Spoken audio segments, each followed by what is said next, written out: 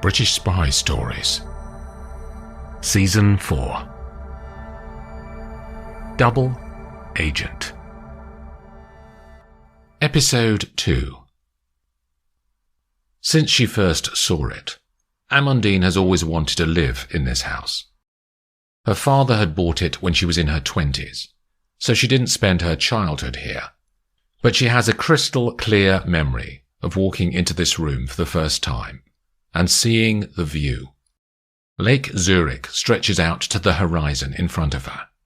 She never tires of watching the movement of water and the boats bobbing at their moorings. Amandine is tall. Her father had told her that it would be a disadvantage, but it hasn't been. She is wearing a dark blue Chanel suit, and her reddish-brown hair is tied back with a gold clasp. Her blue eyes look kind, but not sentimental. Her assistant, Bernadette, walks in from the hallway, but Amandine doesn't know that she's there until the woman coughs.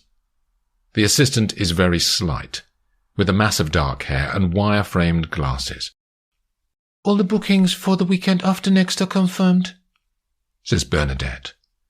"Flights, car hire, hotel, restaurants." "Thank you. Are you all right?"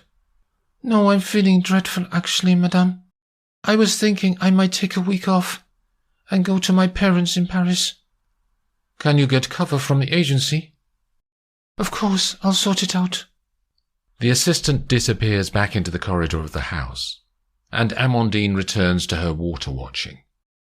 The boat that she and her husband own glides into her view and heads towards the jetty at the far end of the garden. She picks up her camel overcoat and steps out onto the patio, then across the lawn to meet her husband as he brings the Azimut AZ-40 craft up to the mooring. "How was the board meeting last night?" he says, as he jumps onto land and puts his arm around her. He's wearing Armani jeans and a zip-up jacket. His grey eyes have blue outer edges, and his dark hair is cut short.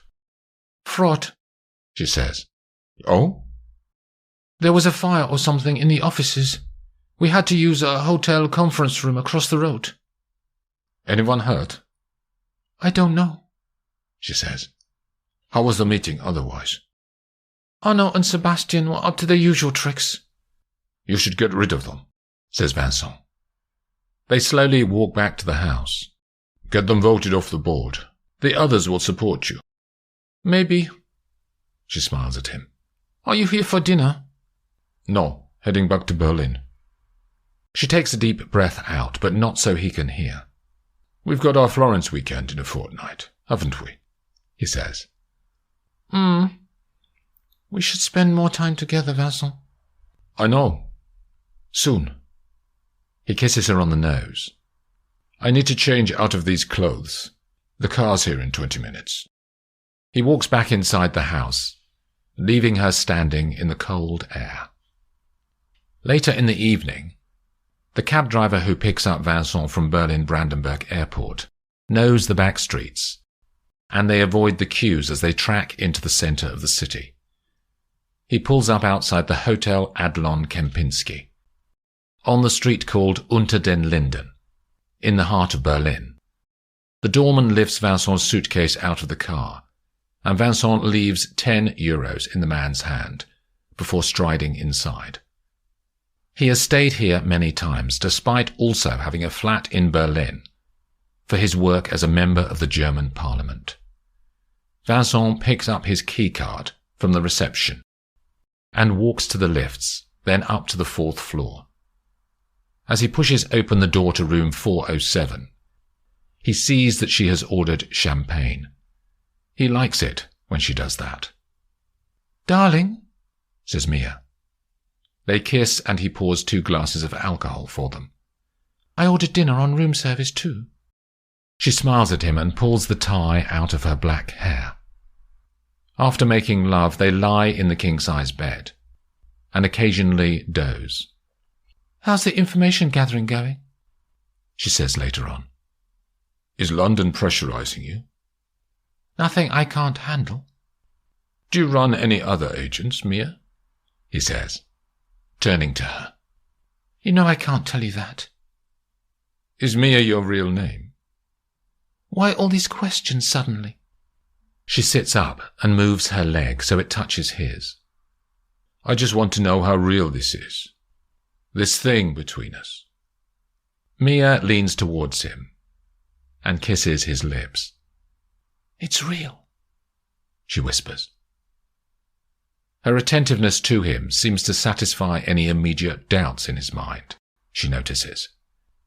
But if Vincent is starting to want anything more, she knows that London will need a new plan when the time comes to stop using this man as a British asset. She decides that she will flag the point in her daily report to Sir Bernard. Then she turns back and kisses him again. Gavin? Becky always manages to sound angry these days, he thinks, as his wife's voice rolls up the stairs of their London townhouse in Maida Vale. Gavin? Are you up there? He is of average height, with dark eyes and short dark hair. She's on the landing. It says on the calendar that you're out tomorrow. Her blonde hair is tied back in a ponytail. Yes, some dinner or other. Can you cancel? Her eyebrows scrunch together, making her face even more severe. No. He doesn't say any more, but he feels he should have done. I've got a function, she says. Drinks reception for my new director at work. He breathes out. Can we ask your mother to babysit? Becky's face doesn't move from being annoyed. She looked after her last week. Lily will think you're never around. I'm not sure a 7-year-old would think that. He makes a disbelieving face. She loves her grandmother, and your mother has nothing to do these days. Becky turns and walks down the stairs to the ground floor, still talking. It's taking advantage of her kind nature. The doorbell rings and echoes up the staircase. Can you get that? She calls. I'm giving Lily her tea. Gavin walks down and opens the front door. On the doorstep is a woman he doesn't know. She has bright green eyes and brunette hair poking out of the sides of a white woolen hat. Larry sent me, she says. Gavin doesn't say anything in response, but turns to get his coat from the hook in the hallway. I'm just going to talk to this lady, a constituency matter, he calls to Becky in the kitchen, then pulls on his dogtooth overcoat, picks up a set of keys from the tray by the front door, and steps out into the November evening.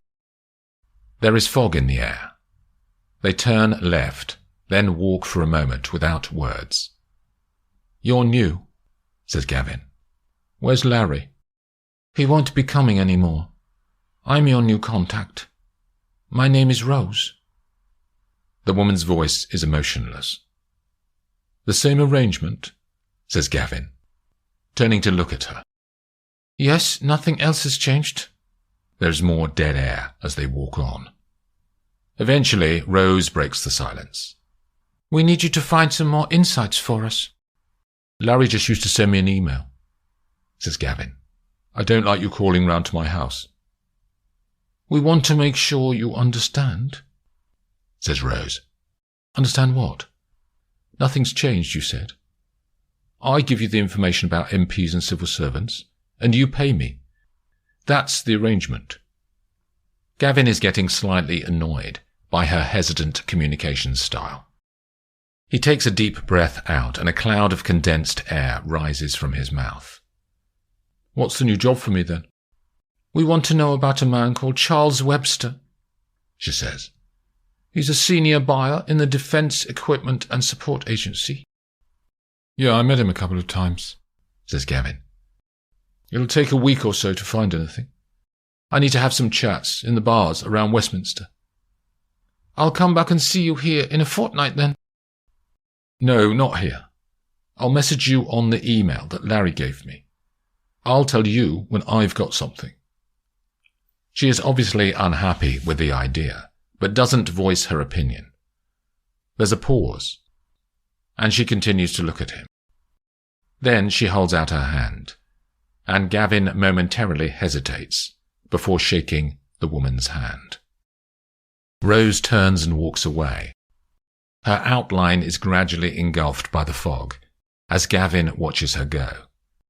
He wonders what happened to Larry for a moment, then walks back to the house, turns his key in the lock, and immediately goes to the kitchen. Becky is sitting opposite Lily, on the built-in bench seating, while their daughter eats fish fingers. "You're back quickly. Who was it?" says Becky. "Constituent, odd woman, actually, a bit creepy." "What did she say then?" "It was just her manner." Becky turns back to Lily and makes a surprised face as the girl eats, and she laughs. "Are you sure you can't cancel tomorrow?" says his wife, looking pained. "Sorry, I've got a lot on." He walks over and kisses her on the lips, then disappears upstairs. Becky makes an animated, grumpy face to the girl, who giggles again. "I'd better call Grandma," she says to her, and the girl nods her head excitedly. Gavin walks back up to his study and starts looking at his emails from today, because he likes to keep on top of things. His new job as Junior Defence Minister has doubled his workload. He has to do all of that, as well as his normal work as the MP for Portsmouth East. He wonders if he should ask this Rose woman for more money. His fee hasn't increased in the 2 years since Larry first approached him. Maybe with Rose taking over, there's a chance to get more cash. He knows that he wouldn't have started all this if he didn't need the money. School fees, holidays, dinners, they all mount up. He doesn't know how other MPs do it.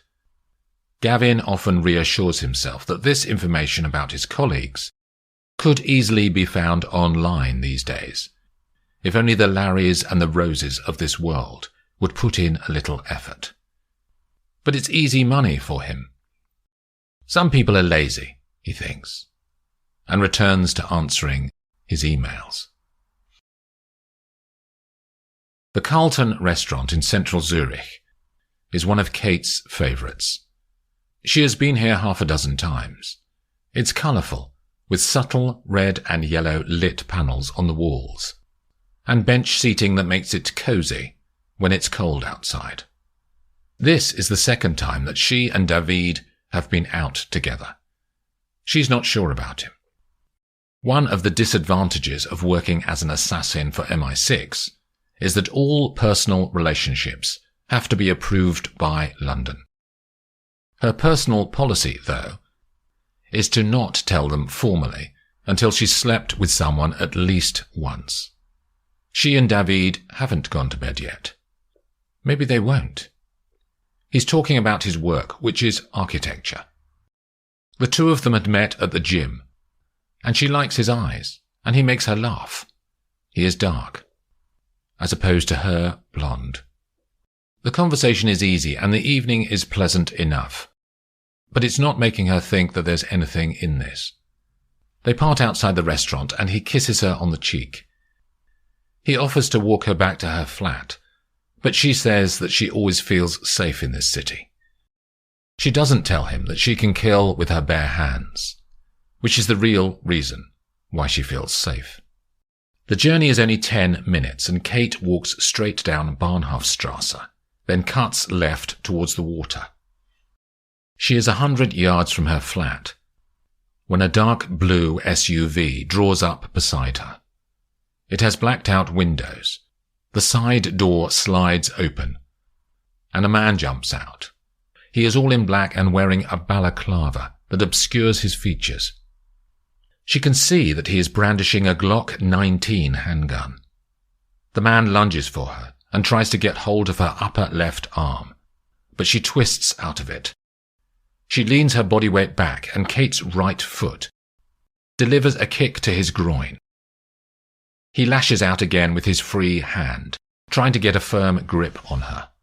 But she swivels her body and hits him again with a kick from her other foot. He is momentarily stopped by the impact, but then he keeps coming. Kate has no handgun on her, but she does have an SOG-2000 combat knife that she carries at all times. Her hand moves behind her and pulls out the knife from the back of her jeans. As the man comes for her again, she swings the blade around in the night air, and it comes to within an inch of his face. She can tell he is military trained, but also that he's not an assassin. Otherwise he would never have attacked like he did, with no precision. Assassination is a science, not an art. He does have strength, though, and this time does get a firm grip on her arm. He brings his handgun up as though he is going to bring it down on her head. Kate has enough time, in the second that the gun is travelling downwards, to shift her leg and push her body weight into him just as his hand is within a few inches of her head. He loses his grip, and the weapon clatters away on the ground.